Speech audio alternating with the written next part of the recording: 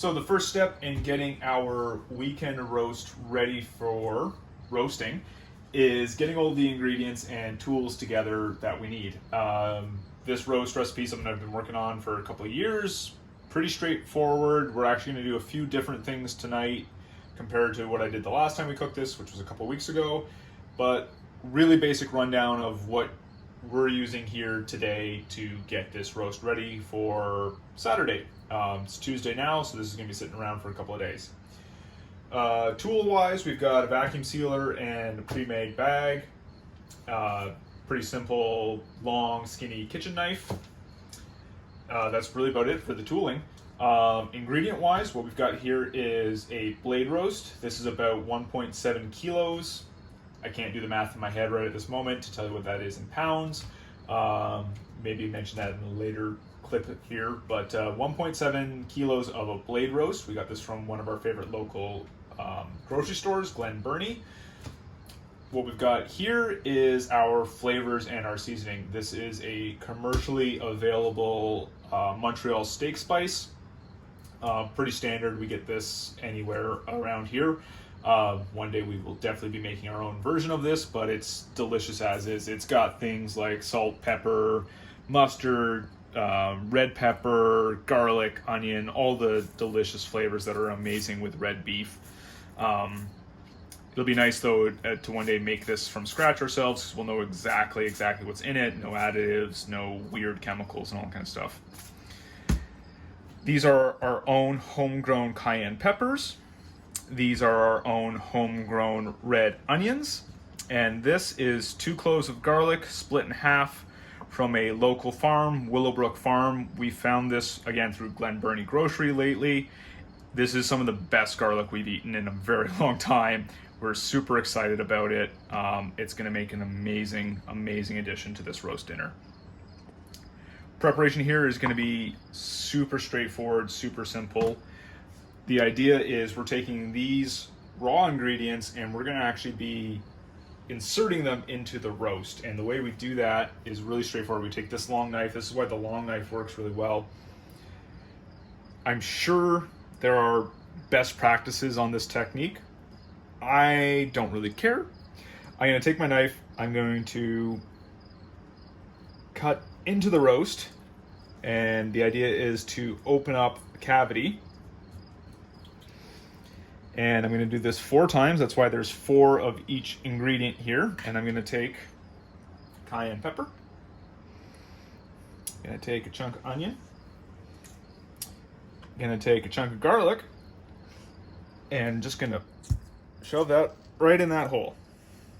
I'm going to flip the roast over. Do the same thing again. Nice deep incision. Kind of wiggle the knife around a little bit. Make a nice opening. Again, cayenne pepper, chunk of onion, chunk of garlic. Flip it around again. Same thing. Make a nice big incision.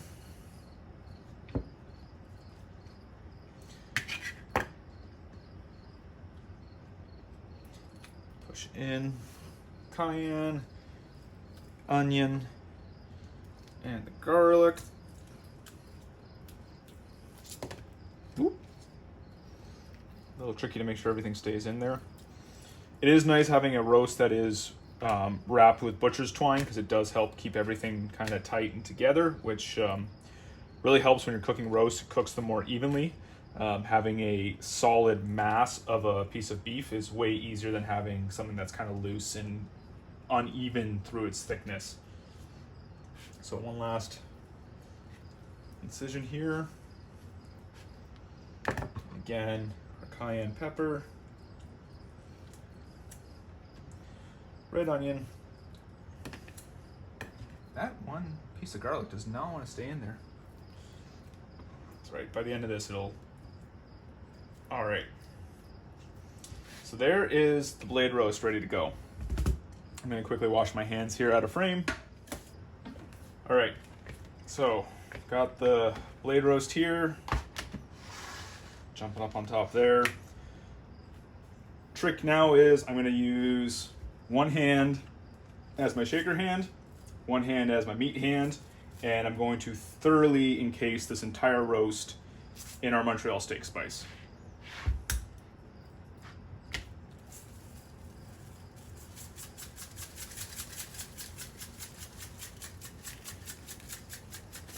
This is one of the reasons the commercial shaker is so nice for this part of the job, is you can help and get a lot of seasoning spread all around.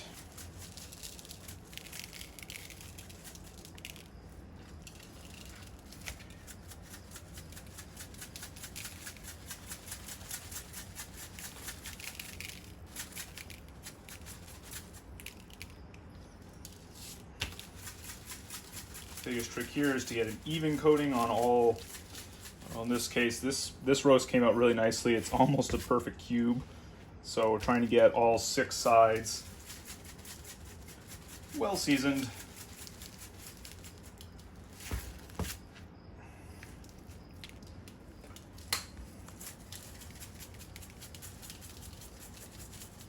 There we go.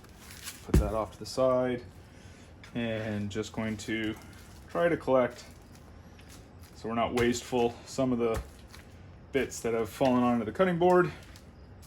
Make sure that garlic stays in there. And yeah, so let that just sit there for a second.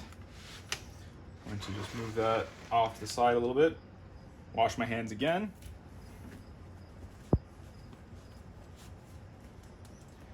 All right, now what we're gonna do is we're gonna take our vacuum sealer. This is probably one of our favorite kitchen tools. We've been using this for everything from preserving food to meal prep, pre-portioning things, to, in this case, pre-seasoning. We actually just finished dinner, a lovely piece of salmon seasoned with dill and spices that we prepped yesterday when we used the vacuum sealer as well.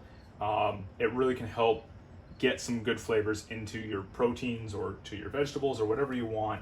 Vacuum sealer, 2 years ago, I never thought I would have had one of these. It's a tool I probably couldn't live without now.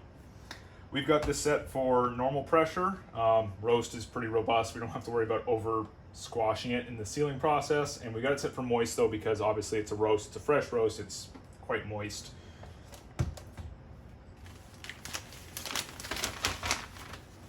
Last time here, I'm gonna try to keep one hand for the raw, one hand for the clean.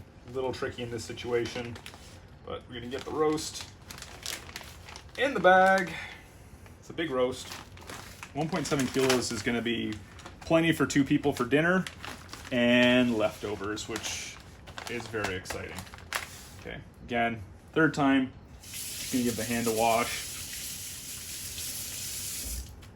It's not quite the same as cooking in the kitchen where I'd be worried about getting guests sick, but I definitely don't want my wife and I getting any kind of weird foodborne illnesses here.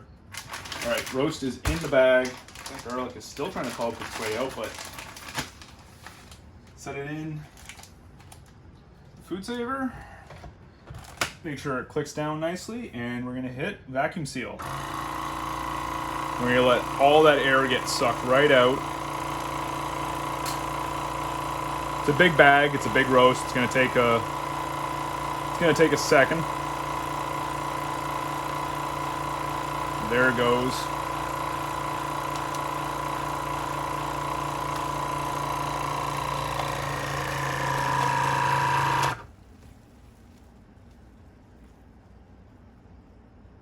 And I decided to hit the seal button before the vacuum seal actually clicked off, just because so much moisture was getting sucked in and I don't want the pump from the vacuum sealer getting full of moisture. So we're gonna pick this open, and yeah, we've got a seal. Some moisture definitely made it up to the vacuum, but we've got a seal. Nope, actually we don't. Unfortunately, that didn't get a full seal there because of the moisture. That's okay, that happens sometimes. What we're gonna do is we're gonna cut that off. We're gonna wipe everything out with some paper towel, and instead of vacuum sealing it, there's probably just a little bit too much moisture in there. we're just gonna seal it. This isn't getting preserved for a long time. It's not like we're gonna let this sit in our freezer for months and months and months. This is just gonna sit there until Saturday, about 3 days from now. So we're just going to, instead of vacuum seal it, we're just going to seal it in the bag, and instead it's going to work more just like a marinade bag than anything else. So I'm going to grab some scissors around here. And we'll pop back in with you. All right, so like I said, we're cutting off the bad seal right now.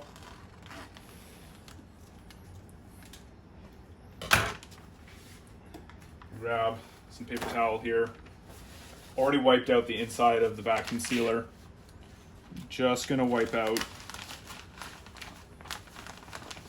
Obviously I don't want any moisture where the seal is gonna happen. If this doesn't seal again, next stage is make a new bag, start again. It's unfortunate that's a little wasteful on the plastic side of things, but you know what? Sometimes that happens. And just try to push out some of the air. Don't have too much in there. All right, nice and dry at the seal location. Got some of the air pushed out. And now we're just gonna hit seal. Wait for it to do its thing. Cool. Click it open. And now I can see it. Yeah, we got the good seal now. Obviously there's air in the bag, so the vacuum sealer is not doing the vacuuming job, but we've got a good seal. This can definitely go, if we were cooking this tomorrow or even the day after that, this has only been sitting in our fridge for the last about 36 hours at this point. If I was cooking it tomorrow, I'd just leave it in the vacuum bag in the fridge. We're not cooking it for another couple of days. I'd be much more comfortable just throwing this in the freezer, letting it sit there, and on Friday night, it'll come out of the freezer, and I'll let it defrost on the counter or in the sink for the next 12 to 18 hours before I start cooking it.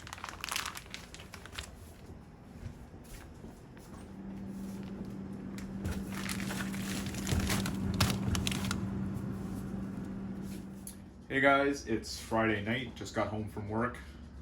Bit of an extra long day today. This is one of the nice things actually about preparing meals earlier in the week is, yeah, it's for tomorrow night for dinner, but I gotta get home and pull the roast out.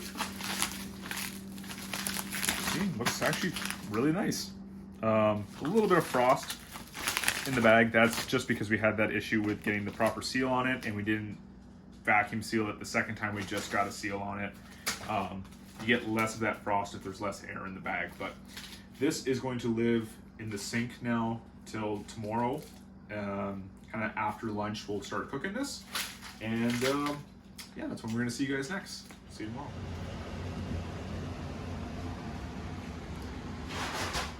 Alright guys, it is Saturday and it is roast cooking time. Just popped open the bag, and what I'm going to do really quick right now is I'm going to pull this guy out, set him on some paper towels. Trick right now, I'm going to sear this before it goes into the oven. The best way to get a good sear on your red meat or any protein or any vegetable for that matter is a dry surface will get you a much better sear.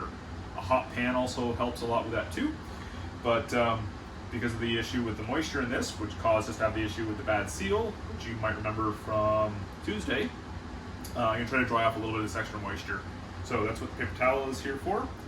Then we're going to sear it. I'm going to stick it in the oven. Ash and I are here in the kitchen, obviously, and this is what we like to do. We like cooking food, watching some of our favorite YouTube videos. Currently, we are stoked about Veggie Boy videos. They make some awesome farming content. So, but yeah, so roast looks awesome. Out of the bag, and just gonna sit there on this paper towel right now while I get the cast iron ready. All right guys, here we go. Searing a roast before it goes in the oven. Oven set and preheated to 350, and it's been doing that for a while, so the oven temperature is good and stable. Smoking hot cast iron pan. It's a well-seasoned pan, but I'm not adding any oil to it, just using the existing seasoning in the pan. going to take this roast. Earlier I mentioned it's a 1.7 kilo roast, which converts to about 3.75 pounds. And I'm gonna sear it on all sides. There's no time on that. What I'm looking for is color. Nice, good brown crust on all sides. Then I'm gonna wrap it in tin foil, and then it's going into the oven. And we're gonna bake it in the oven at 350 until we hit a temp of about 120, 125. We're aiming for medium rare here. That's kind of where Ash and I prefer it. You obviously cook to your preference. So this is gonna be a little dramatic. Fans up on high for the exhaust because this is gonna be smoky. All right, roast in the pan.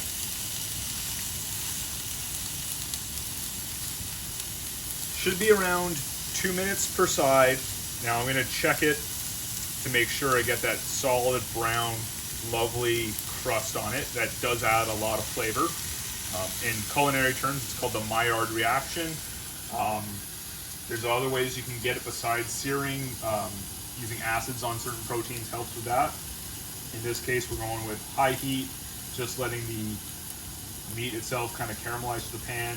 One of the things I'm going to try not to do though is disturb the meat too much, because that kind of inhibits the actual crust and browning effect. But I want all sides to be nicely crusted, and then I'm going to grab some tin foil. We got a big roll of tin foil. I'm going to wrap the whole pan in tin foil carefully. It's tricky to do because the whole pan is hot, and then it's going to go into the oven. And I can actually show you maybe one other tip about cooking in an oven. We've got a pizza stone in there that pretty much lives in there all the time, and before it gets too cold, adding that stone mass into your oven can actually help maintain solid temperatures, which actually can help you with the baking process of anything, whether it's cooking roasts, cooking a couple of chicken fillets, or even making cookies. That extra mass inside your oven can help regulate temperatures, especially if it's something where you're opening and closing the stove multiple times. Every time you open your stove up, you're obviously letting a bunch of heat out, but if you've got a solid mass in there, it helps maintain temperatures. Using cast iron inside of the stove also helps with that as well. We're about a minute into this first side. Just making sure that the heat's up nice and high. And after the 2 minute mark is when I'm going to check it. And hopefully we're pretty close, because again, like I said, I don't want to be flipping this thing over too many times, because that's really going to kind of muck with how well the crust can form. So it's a lot of hurry up and wait at this point.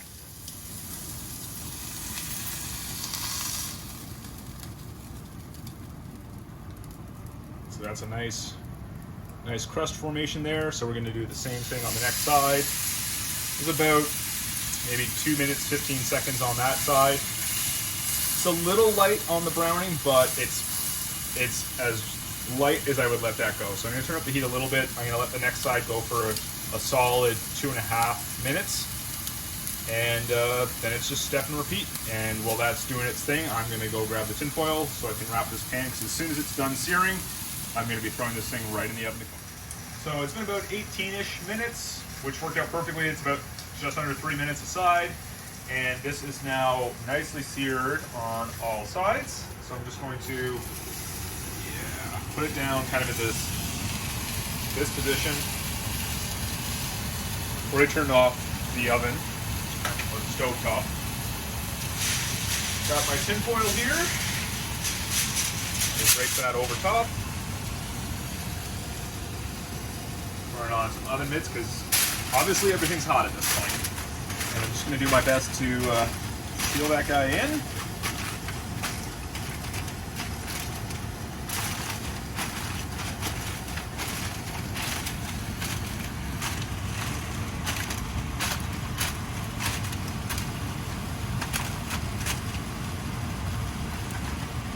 Need some more dexterous oven mitts at some point in my cooking.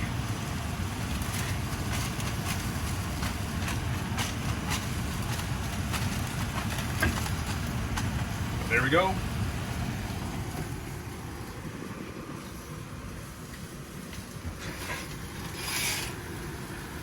Based off of experience, that's going to take at least an hour. So it's about 420, maybe 415, call it a little early. Stick a meat probe in there, check the temperature, and if it needs more time, we'll leave it in. And if it's ready to go, we'll pull it out and let it just rest for a little while. See you guys soon.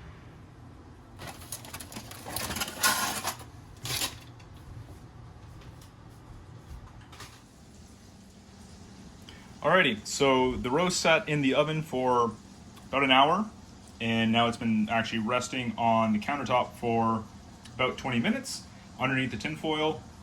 As soon as it came out of the oven, we threw some rosemary and butter in the pan, and we're about to carve this thing out. The meat probe told us this was about 120 degrees, so it should be perfectly on there for medium rare. But we're about to find out.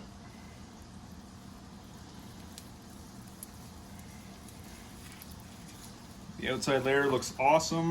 You can see the garlic and the onions we put in there.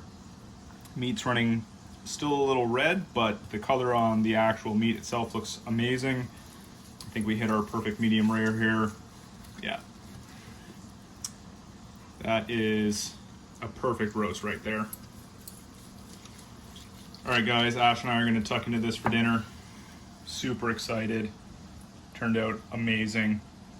What I'm going to do with this whole chunk is I'm going to put it right back in the pan so it can rest. I'll throw the tinfoil back over it so nothing runs away, but there is our roast dinner.